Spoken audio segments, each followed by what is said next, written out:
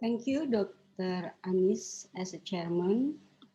Good morning, everybody. Bismillahirrahmanirrahim. Assalamualaikum warahmatullahi wabarakatuh. I would like to first share my screen. Sorry. Yeah. Thank you very much for the opportunity to share our experience during the COVID-19 pandemic, and on this occasion, I would like to share what we have done in the context of the clinical aspect managing COVID-19 patient in a national level, and also the research that been collaborated with us in the Faculty of Medicine, University of Indonesia, and also Cipto Mangunkusumo Hospital. So I would like first updates us all here that until today, the dashboard for COVID-19 showed for Indonesia, we already have more than 6 million positive PCR confirmed cases, and we still also have new active cases until now. So in majority in a big city in Jakarta, in Indonesia, like Jakarta, for example, we still identified patients with COVID-19 with, of course, different clinical signs and symptoms, because at this moment, the coverage of vaccination also already high. So those with the most, or with the higher risk to contracting the disease is the one that being diagnosed and also hospitalized. As you can see here that in Indonesia, the coverage for vaccination is already up to the second boost. Even now, the president also already recommends to have the third booster for the COVID-19 vaccination. My next slide. Yeah, I would like to share, because when we talk about Indonesia, then we have to understand that this is a very large area from the western part to the eastern part. But this slide shows you that even though the third higher rank of COVID-19 cases is come from Jakarta, West Java, and East Java, but then when we look at the deaths, when we look at the number of the people that not survive of the disease is still high in an area where the cases is not that high.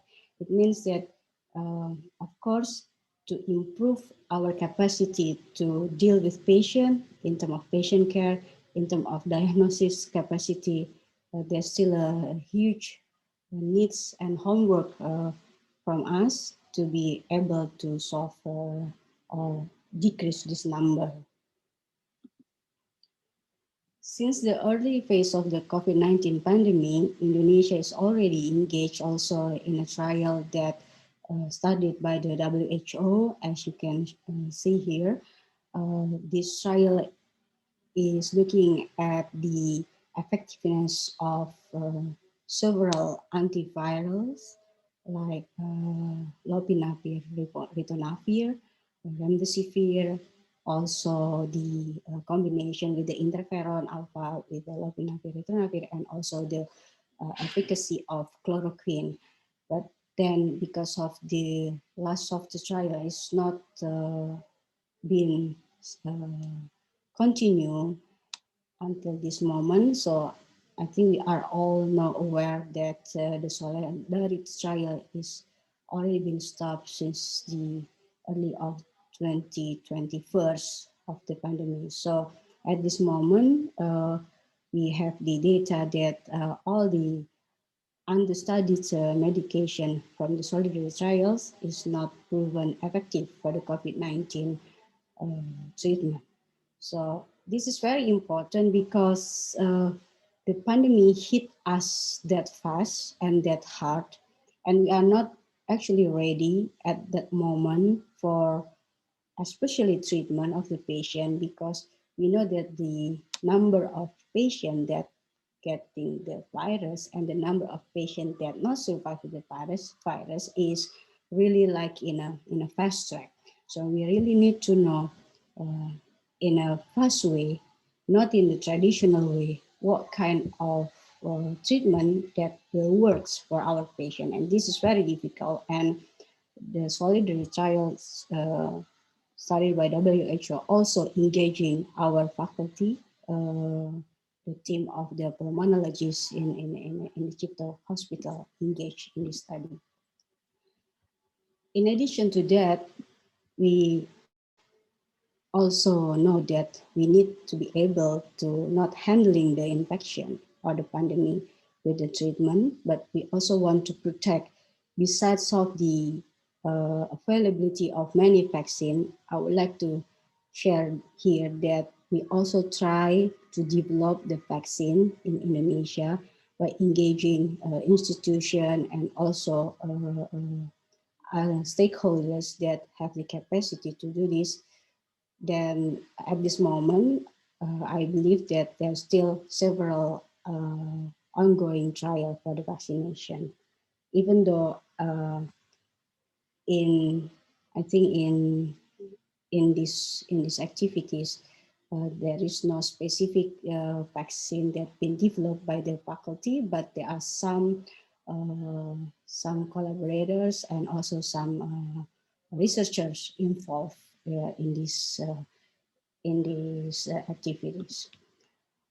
As we know that it is very important to the Indonesian people, Indonesian community of professional doctors to have a guidance on how to treat patients. I would like to share here only some of the available guidelines that been used for doctors, and this is really like a living documents that been changing time to time because of the evidence and also the lesson learned that we have during taking care of our patient. So this is developed by many organizations, clinicians that spend their time to including the people from our faculty, uh, spend their time to develop or recommend how to diagnose, when to do the isolation, how to make the case criteria, how to do the self-isolation and so forth. Also the recommendation on what kind of treatment that you should deliver to your patient based on the evidence that been showed by the international guidelines includes. The next slides, I think for the next 5 minutes, I would like to share to you here the several collaboration that we have from the faculty engaging in the COVID-19 research, from the diagnostic treatment and also the way to find other modalities to protect people of getting the infection. So at the first time of the pandemic back then in 2019, the faculty in a collaboration with the Oxford Clinical Research Unit, we engage in the study that tried to look for the medical prevention for COVID-19. And this study is focused for the healthcare providers that have the higher risk of getting the infection because they need to taking care of patients with the COVID-19. We also still think that the need of this study is still huge and important after the existence of the vaccination process, because we know that for vaccine, it needs logistic, it needs cold chains, it needs setting to be able to to survive for a long time. So if we have an option as a way to prevent by having this medical prevention, so this will be another benefit or additional important findings tackling the pandemic. So the CHOP-CHOP trial, the chloroquine prevention of coronavirus disease in a healthcare setting, is a way to find the result. We also engage in the recovery trial, one of the largest clinical trials that's still been going on until now worldwide, involving centers in UK and some nations outside the UK, including Indonesia.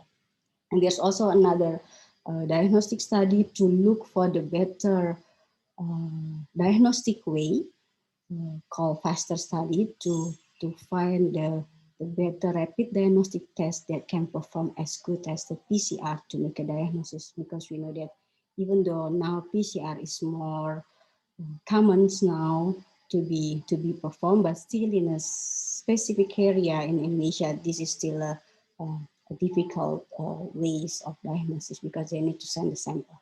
And last but not least is also to find, we are engaging in a research to find a more easier diagnostic way using the other techniques instead of the PCR, but the techniques that more able to perform in a remote area, in remote setting, using the different sample, not only the nasopharyngeal sample, but also the breast sample. So the CHOP trial, we started in 2020, June till 2020, December. The study is actually already finished. Now we are going to have the pharmacokinetic of the chloroquine, and we are sending it to the central lab, engaging the 5 hospitals, including University Hospital from Surabaya, Medan, and also Yogyakarta. Well, it's quite difficult to involve a Jakarta setting because the number of coverage for vaccination at that time is really, really fast and high. So we are not able to include patients because of the situation. Yeah, this is a study that led by the Professor Nicholas White and also Dr. William Schilling. And I'm the principal site investigator from Indonesia. We want to look for the option to have a medical prevention. So this is the way we do it. Patient that eligible, we collect the data, we use the application to identify adverse event during the pill taken, chloroquine, for 90 days, and then there's also time when they come and collect the blood to be monitored the level of the medicine. And the second is the recovery trial, like already been mentioned. A total of 40,000 patients will be included, and Indonesia still participate. We already also show results that can be accessed in the journals that which a combination or which kind of medicine that show benefit to reduce deaths or to reduce the number of ICU hospitalization, and also in what kind of setting of patient that the drugs is actually benefits. Now we are still in the last medicine, the empagliflozin and high-dose dexamethasone, still on recruitment in Jakarta and also Surabaya and other settings. This is the third study about the antigen test. We found that there's an option of RDT that can check the up to CT value of 13 and showing the sensitivity that quite high, 95%. We need this for screening. And yeah, this will be another option because of WHO indeed recommends the sensitivity of more than 80% to be able to use and give a better result. Last is the RT-LAMP. RT-LAMP, this is a collaborator with the Eijkman Oxford Clinical Research Unit 2 that's showing that the nasopharyngeal and fresh saliva can also is comparable in the way to diagnose COVID-19 with the sensitivity. This is the patient we enroll. In total, there's 159 patients, almost comparable between the nasopharyngeal and the fresh saliva number of patients. As we can see here, overall, in a CT less than 26 and 32, this is the number that we can get a better comparison between the two different sample. The overall for the LAM in nasopharyngeal sample is 68% for the sensitivity, and the LAM from the breast saliva is 62.3%. So it's not that bad. So in the area when you need to send the sample across the island, so this might be an option. So I will close my talk with we know that now we are still engaged in the clinical trial of COVID-19 medicine to find the evidence-based medicine for treatment. The research to improve COVID-19 diagnosis indeed still needed.